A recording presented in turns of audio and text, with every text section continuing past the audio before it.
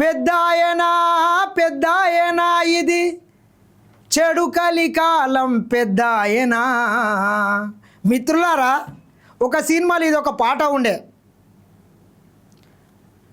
ఎక్కడనో బతుకుతున్నటువంటి కల్వకుంట్ల చంద్రశేఖరరావు గారిని ఈ ఇద్దరు కాలకేయులు, ఒకడు కేటీఆర్, ఇంకొక ఆయన హరీష్ రావు, వీళ్ళిద్దరు కలిసి అత్యాశ కొయ్యి పెద్ద మనసులో ఒక సామెత చెప్తుండ్రి, నురుగు నాకనికే పోతే గురిగి వలిగిపోయిందంట. అట్లా ఈ దొంగలు ఏదో అమెరికాలో చిప్పలు కడుక్కునేటువంటి తీసుకొని వచ్చి కనకపు సింహాసనం మీద శునకనము కూర్చునబెట్టన్నట్లు సిరిసిల్ల టికెట్ ఇచ్చి ఎమ్మెల్యేని చేసి 2 సార్లు మంత్రులను చేస్తే, వీళ్ళు అత్యాశ కొయ్యి కల్వకుంట్ల చంద్రశేఖరరావు గారికి లేనిపోనివి నేర్పి ఈరోజు ఆయన రకరకాల కేసులు ఎదుర్కొనే పరిస్థితికి కారణం కేటీఆర్, హరీష్ రావు, సంతోష్ రావు.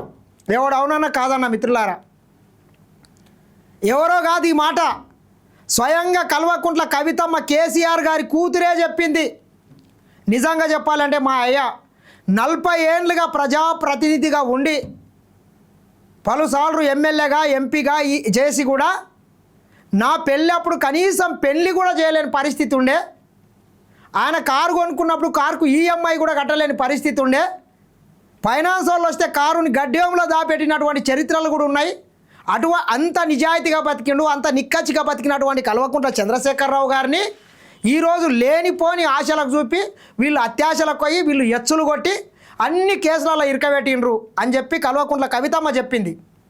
అందులో భాగంగానే ఈ కొంతమంది స్వార్థం కోసం వీళ్ళు అనవసరంగా లేనిపోనివి ఫోన్ ట్యాపింగులు చేయించి మళ్ళొక్కసారి కల్వకుంట్ల చంద్రశేఖరరావు గారికి అందులో అడ్డంకి ఇరికిచ్చిండ్రు. మనం ఒకసారి చూసుకున్నట్లయితే మిత్రులారా, అది ట్యాపింగ్ కాదు, టూపింగ్ కాదు, నాకేం సంబంధం అని కల్వకుంట్ల చంద్రశేఖరరావు పదే పదే చెప్పేవాడు.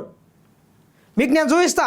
ఈరోజు మనం ఒకసారి చూసుకున్నట్లయితే జూబ్లీహిల్స్ పోలీసులు కల్వకుంట్ల చంద్రశేఖరరావు గారికి రేపు మధ్యాహ్నం విచారణకు హాజరు కావాలని చెప్పి నందినగర్లో ఉన్నటువంటి ఆయన నివాసంలో నోటీసులు ఇచ్చి వెళ్ళిపోవడం జరిగింది. మరి రేపు మధ్యాహ్నం 3 గంటల లోపు మీరు పోలీస్ స్టేషన్కి వచ్చినా ఓకే, మీరు రాలేని పరిస్థితి ఉంటే, ఎందుకంటే సీనియర్ సిటిజన్ 60 ఏళ్ళు దాటిన పైబడ్డ వాళ్ళు ఎవరన్నా పెద్ద మనుషులు ఉంటే మీరు ఎక్కడికి రమ్మంటే, మీరు ఫామ్ హౌస్కి రమ్మంటే ఫామ్ హౌస్కి వస్తాం, మీరు నందిరాగర్ రమ్మంటే నందిరాగర్ వస్తాం, ఇంకా ఏడికి రమ్మంటే మీ వీలుని బట్టి మీరు ఏడికి రమ్మంటే ఆడికి వస్తామని చెప్పి ఈరోజు జూబ్లీహిల్స్ పోలీసులు అయితే సిట్ అధికారులు కల్వకుంట్ల చంద్రశేఖరరావు సిబ్బందికి అయితే నోటీసులు అయితే ఇచ్చిపోవడం జరిగింది. మరి గతంలో మనం ఒకసారి చూసుకుంటున్నైతే మిత్రులారా, నాకేం సంబంధం అని కల్వకుంట్ల చంద్రశేఖరరావు మళ్ళీ పదే పదే చెప్పేవాడు. ఒకసారి చూసుకున్నట్లయితే ఈ రావులు అనేటటువంటి ఈ రాబందులు అందరు కలిసి ఈ తెలంగాణ రాష్ట్రంలో ఉన్నటువంటి దాదాపు 6,000కు పైగా ఫోన్లను ట్యాప్ చేసిండ్రు.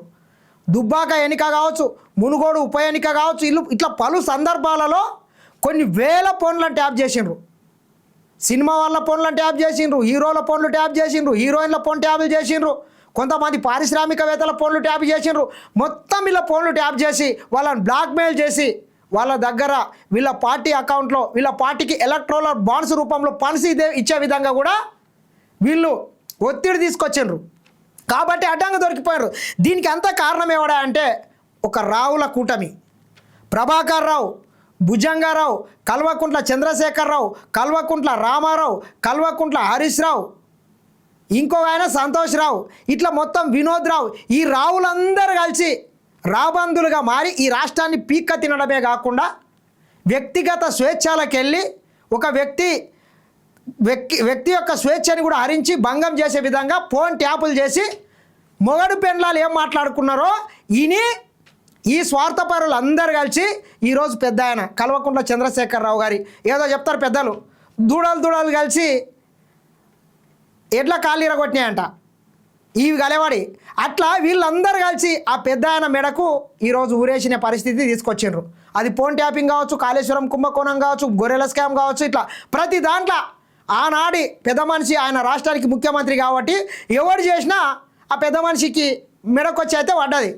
ఇక ఒక్కొక్కడు చావు నోట్ల తలకాయ తెచ్చి పెట్టిండు, ఇది అని అదని చెప్తున్నారు. సిగ్గుశరం లేకుండా కేటీఆర్ చావు నోట్ల తలకాయ పెట్టి దొంగ దీక్షలు చేసినటువంటి మీరే గట్లు అంటే ఈ తెలంగాణ రాష్ట్రం కోసం మిత్రులారా 1200 మంది ఆత్మ బలిదానం చేసుకున్నారు. రైళ్లకు ఎదురెళ్ళి ఆత్మహత్య చేసుకున్నారు. కొంతమంది పెట్రోల్ పోసుకొని అంటబెట్టుకున్నారు. కొంతమంది తుపాకీ తీసుకొని పేల్చుకున్నటువంటి పరిస్థితులు ఉన్నాయి. త్యాగాలు ఒకటివి, భోగాలు ఒకటివి అన్నట్లు మీరు చేసినటువంటి త్యాగానికి ఈ రాష్ట్రము 1000 రెట్లు ఎక్కువ మీకు ఫలాలను ఇచ్చింది. ఈరోజు 2000 కోట్ల రూపాయలు మీ అకౌంట్లలో ఉన్నాయి.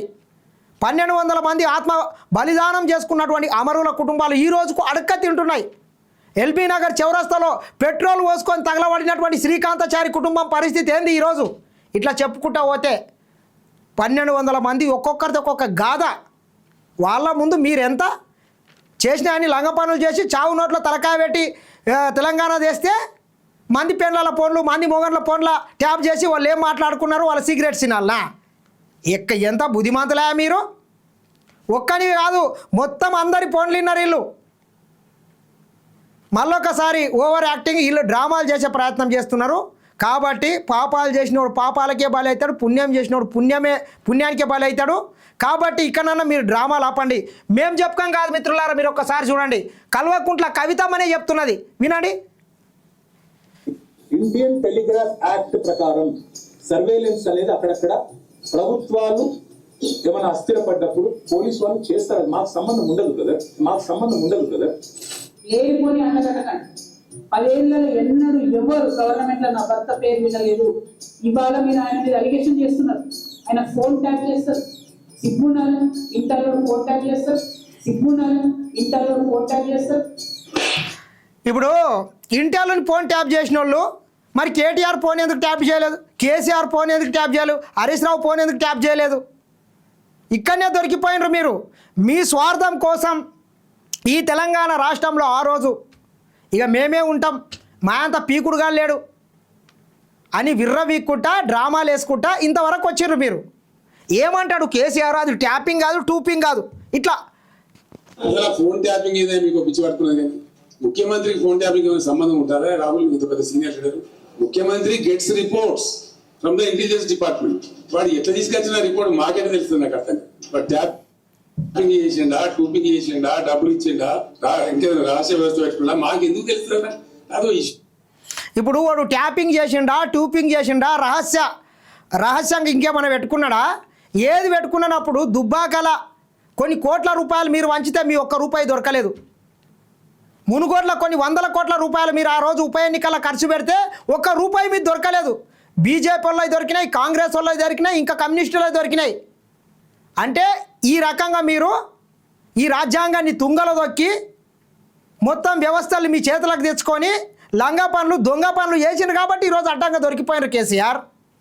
నువ్వు నిజంగానే ఈ దేశ భద్రత విషయం కావచ్చు, ఈ రాష్ట్ర భద్రత విషయం కావచ్చు, టెర్రరిస్టులు కావచ్చు, నక్సలైట్లు కావచ్చు, ఇంకా ఎవడన్నా ఉంటే ఉగ్రవాదుల్ని వాళ్ళ మీద వాడవచ్చు, తప్పులేదు. కానీ రాజకీయ స్వార్థం కోసం ఫోన్ ట్యాపింగ్ చేసే నువ్వు 2018లో అధికారంలోకి వచ్చినావు. లేకపోతే నేను ఆ రోజే రాజకీయంగా మీ పార్టీని బొందబెట్టేవాళ్ళు. కాబట్టి ఇట్లా మొత్తం లంగా పనులు చేసి ఈ వ్యవస్థల్ని వాడి ఫోన్లు ట్యాపులు చేసి అడ్డంగా ఈరోజు దొరికిపోయినరు. అంతిమంగా ప్రజాస్వామ్యం గొప్పది, గుర్తుపెట్టుకోండి. హిట్లర్ లాంటి నియంతలే కాలగర్భంలో కలిసిపోయిన కల్వకుంట్ల చంద్రశేఖరరావు మీరెంత? ఒకప్పుడు హెలికాప్టర్లో తిరిగేటోళ్ళు ఈరోజు లాస్ట్కు ప్రజాస్వామ్యం ఎంత గొప్పదంటే హెలికాప్టర్లో తిరిగేటటువంటి వీళ్ళని లాస్ట్కు మిత్రులారా ఆటోలో తిరిగే పరిస్థితి తీసుకొచ్చింది. అసలు ఎక్కితే హెలికాప్టర్, దిగితే హెలికాప్టర్. మీరు చూడండి ఒకసారి, హెలికాప్టర్లో తిరిగినటువంటి దొరల్ని ఆటోలో తిరిగే పరిస్థితి తీసుకొచ్చింది. కాబట్టి ప్రజాస్వామ్యం గొప్పది. ఇకనైనా చేసినటువంటి తప్పుని ఒప్పుకోండి, మేకపోతు గాంభీర్యం ప్రదర్శించకండి. ఇది మిత్రులారా, దయచేసి వీడియో చూస్తున్నటువంటి మిత్రులందరూ కూడా లైక్ చేయండి, షేర్ చేయండి, సబ్స్క్రైబ్ చేయండి. చూస్తూనే ఉండండి SN TV.